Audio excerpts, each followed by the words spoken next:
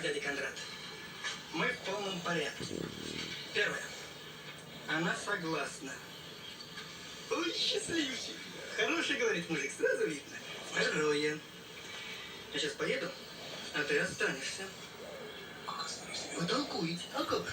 Совхуз я скажу, что ты стал на дороге.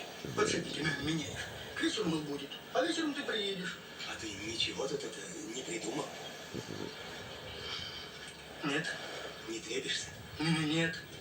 Что-то мне страшновато, Павел. Придет, а чего я ей скажу-то? Она сама что-нибудь скажет. Ой, извини, Пашка. Не по себе. В общем, я поехал. Паш, подожди. Посиди немного.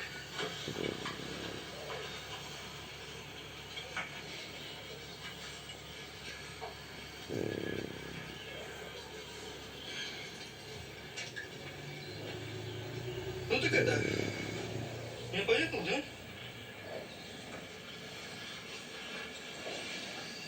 Вышибу, дядя Кондрат. Так это значит, ты к вечеру только приедешь с собой, да? Ладно. Ну, тетя Анисия, до свидания. До свидания, Паша. Ну, ладно тебе.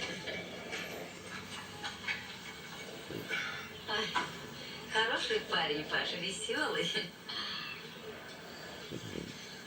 Ой, господи, смарагд у меня совсем заглох.